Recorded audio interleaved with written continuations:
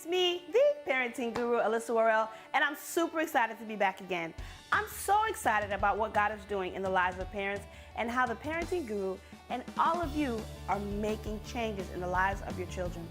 I wanted to bring today a little different in terms of bringing a scenario to you that someone brought to the parenting guru, myself.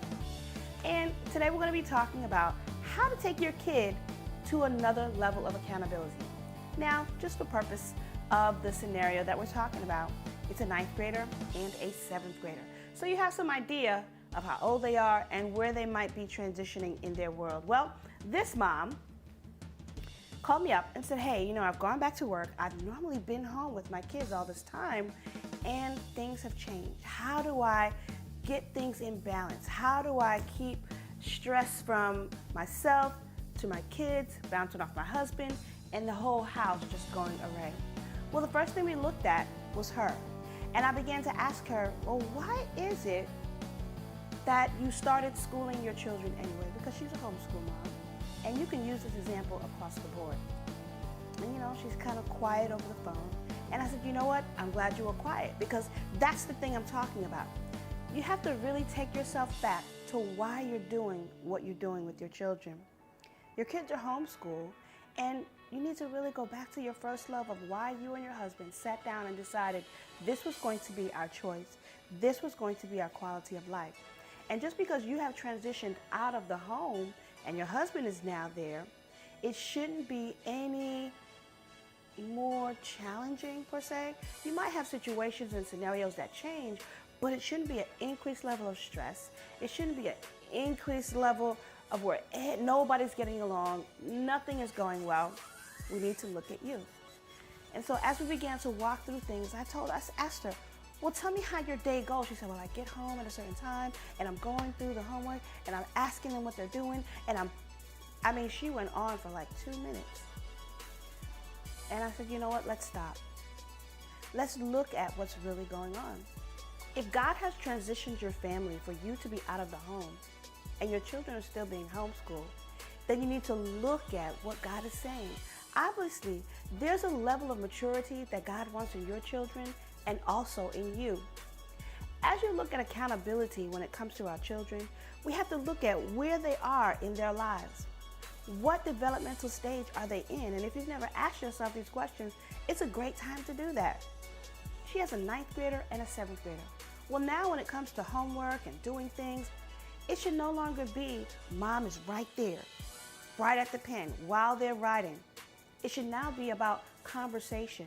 It should now be about a conversation of, tell me what your plan is, as she's talking to her students. Tell me what your plan is for getting this done, so that mom is no longer right there at the hip. Here's what happens when we do that. If we stay in that same position with our children, it doesn't give us the opportunity to see God maturing them. Because if you notice, the more she backs away, the more that 7th grader has to depend on their own skills now being built up of prioritizing, planning, and doing what needs to be done.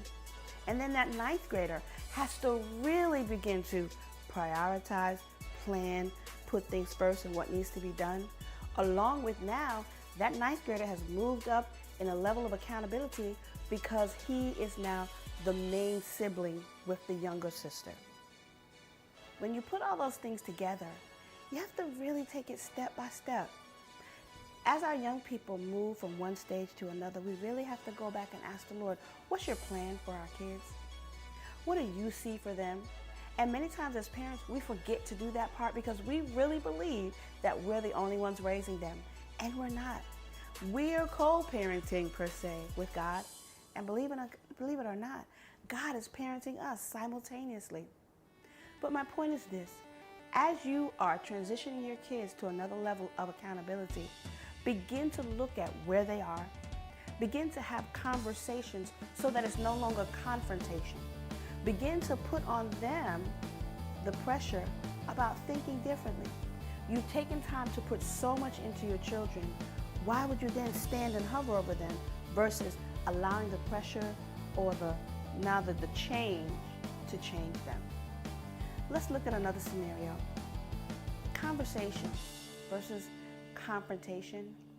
With the 9th grader, She noticed that she was going back and forth, really having to go behind the ninth grader. But the moment that she stopped, the moment that she said, hey, well, you know what?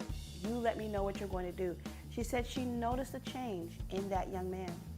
She said she noticed that he was now taking responsibility for what he had to do. And she found herself having to be less hands-on. Well, you know what? As we realize that the more we are less hands-on, it allows God to be more hands-on for our kids. Taking it step by step, understanding that we're co-parenting with God, that He already has the plan for them. He already sees where they're going. And no matter what path you're taking with your children for their schooling, it shouldn't involve confrontation. It shouldn't involve confrontation, but conversation. It should be you realizing that God already has a plan mapped out for them. It should be you realizing that there shouldn't be any stress. Because if there is stress, that means you need to take a step back as a parent and spend more time in the presence of God, listening to His plan for your children and His plan for you. This is Alyssa Royale. That's all I have for you, the Parenting Guru, and I hope to see you next time.